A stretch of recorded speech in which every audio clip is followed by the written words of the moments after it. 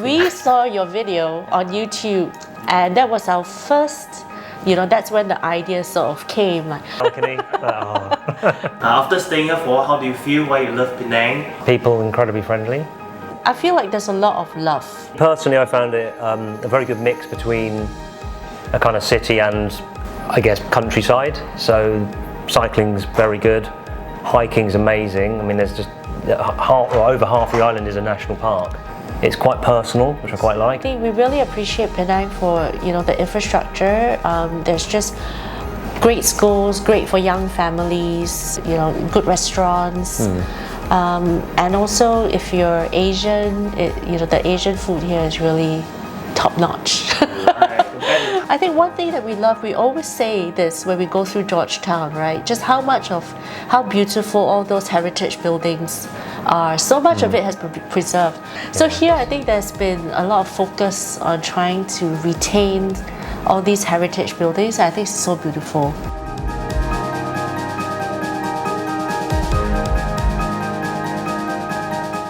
Hi, I'm Pauline, originally from Singapore, but I've actually lived in quite a few cities in a few countries over the world. Most recently, I was living in Thailand, Phuket, before resettling here in Penang. Hi, I'm Lee, originally from the UK. Then I moved to Singapore about 20 years ago, spent extensive time there. Then 3 years I spent in KL, so kind of know Malaysia fairly well off the back of that. And then I've been living in in Phuket for the last 5 years. Right. So for all the places you all wanted to retire, why Malaysia? Why Penang Island? We came here for a protracted holiday, so we spent a whole summer here. Had no intention of moving here at that point, but were kind of blown away with the area we stayed in, the resources that are available there, particularly for our young son. So there was a lot of activities that he could get involved in, and it's just the ease of operating at that point. It was getting to the doctors was easy, the doctors were good, dentists were good, and some of those things are a bit of a challenge in somewhere like Phuket. Trenton is at Stonyhurst, is it? Yes. Oh, okay.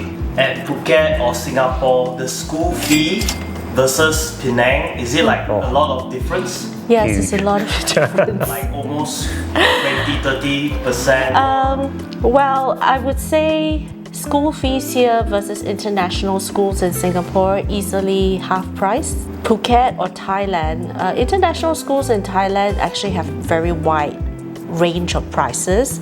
The branded ones that come from the UK, those are very, very expensive. So those would easily be 25%, 30% more expensive than Penang. Yeah. How do you find about the food and the food, the people here? How do you find it so far? People incredibly friendly. And so helpful, Yeah.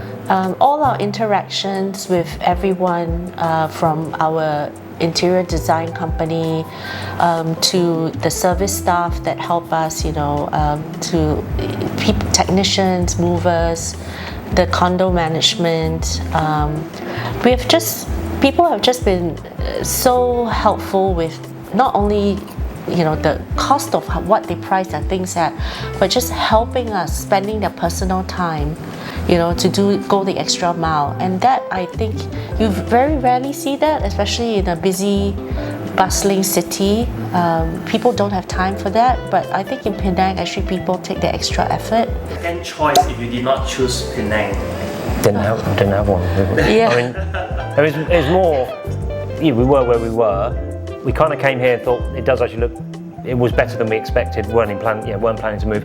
Then came and did a proper deep dive, as in how much does property cost, how much do schools actually cost, what are the schools like, visited some schools, and then we thought actually this is good, and so then we...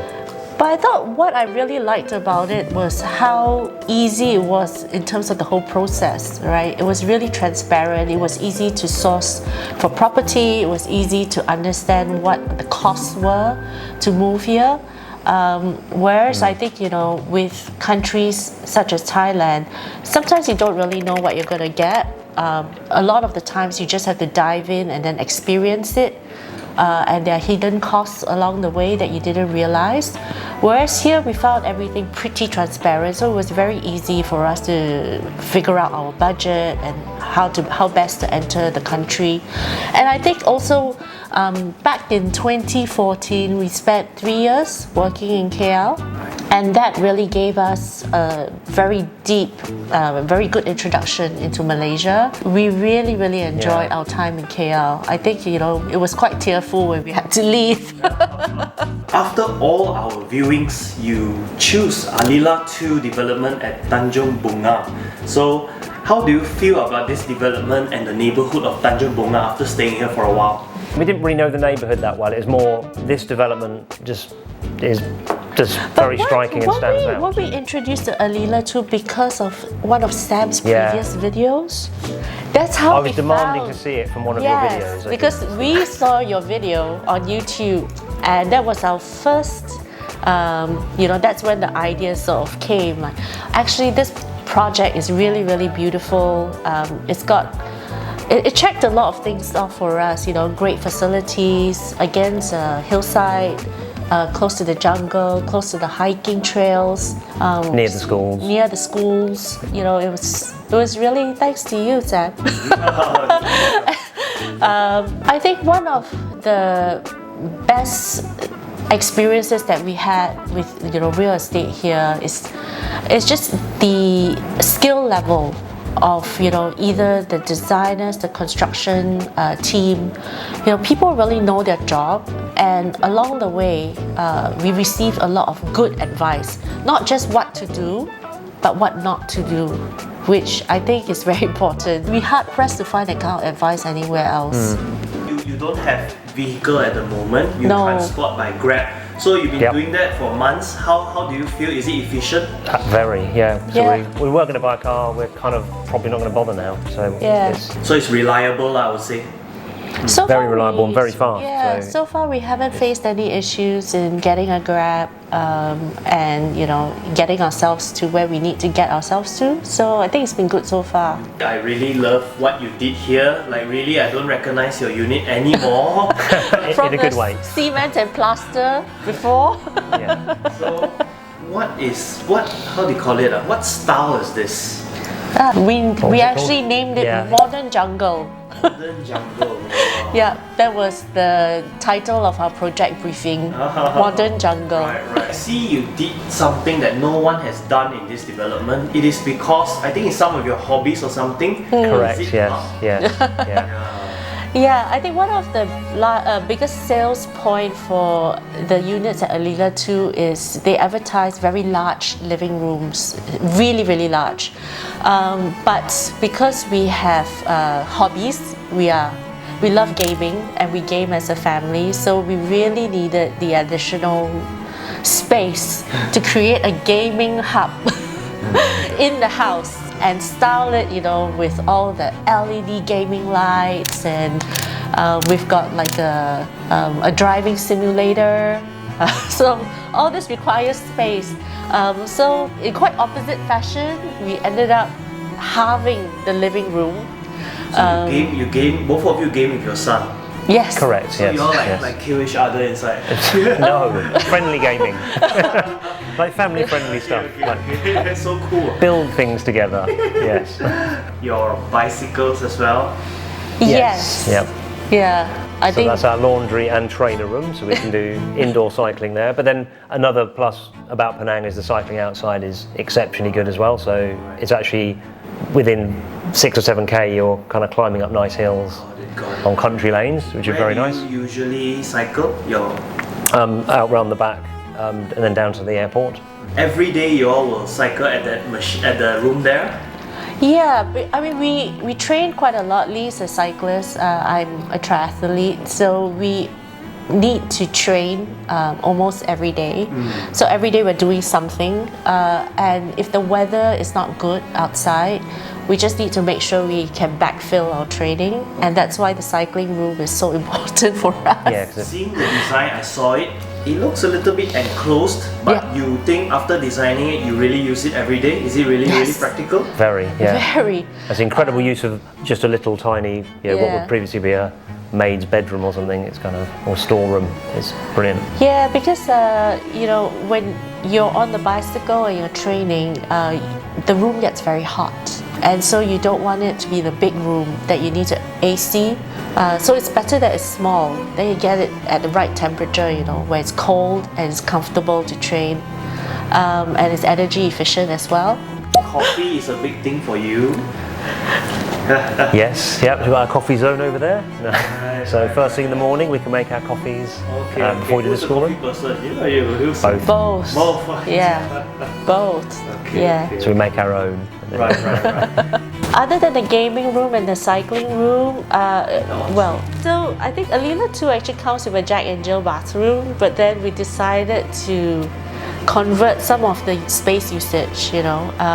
We made the Jack and Jill bathroom just an ensuite, and then we took in the common powder room and pushed it into the guest room, which we made it as a multifunctional space so it can house guests, but we also use it for other things. So I use it for music, and then if need be, mahjong room. So it's always good to have the flow over space. Yeah, and I think one of the important elements driving the design really was this jungle view. We wanted to invite the jungle and continue the jungle into the house. So we tried to have it very woody, and also with plants, you know, to have that flow over and merging effect, you know, of the jungle and also our living space, so that it feels like it's one. Actually, I have a lot of people out there, they are very scared of renovating. They are very scared of the whole process. So maybe you can give some tips. How do you know, it's so hard to imagine from an empty shell to this. Was it very difficult for you? I think that's down to who you engaged to help you do it. Yeah. So the company we used, CMYK, Jasper, were I think faultless, and essentially the renders he provided are exactly like what we've ended up with. So there's no surprise in terms of that's not kind of what we wanted. It's been kind of bang on, I think. I mean, I do think sometimes it's a bit hit and miss, but by far I think, you know, we really got lucky this round, and we found someone who listened to our needs and was willing to iterate multiple times on areas that we were not happy with. So we interviewed about 3 or 4 design houses, but in the end I think we selected CMYK actually because firstly his portfolio was good, and I think it was his level of commitment and communication as well. So one of the stunning highlights of this apartment is really the size of the balcony. It's very big. I think it's almost 200 square feet, sorry. It's about 200 square feet, which meant that we could do a lot with it. And it was also then overlooking this beautiful jungle. You know, we are not good at designing landscapes. So we called up this company, and they are the same company that does the landscaping for Alila too. Oh, wow. And they were very, very kind to quickly respond to our call. And they sent Mr. Walker himself to look at our petite balcony. And he's now designed all the plants where there's layering and different heights and different colors, and he also introduced flowers, which, I mean, if it was just us, we would never put flowers. But it's now ticked the box, because what we wanted to make sure was the balcony was then a little bit more private from the sides and a bit more shielded as well, because by stealing half our living room, we have to have our dining outside, so we need to make sure that it is kind of protected from the elements a bit more. Yeah. Well, all in all, everything, what's the damage like? Around $500,000, a little bit over, I guess. Ringgit, right? Ringgit, yes, Yeah. It's good, yes, because you did from the whole empty shell, it's a good price. It's very good price. I mean, we were very happy with it. Yeah. What's your signature piece before we, how about your reno? Oh, of course, my starlight ceiling. This was a non-negotiable. I told the design team that, as part of the jungle forest element, that I also wanted to have the sky inside the house. So I asked for a starlight ceiling, which is really nice. We use it whenever we are watching movies. Yeah, it's great for movie night. Very atmospheric. All night, the whole night, right?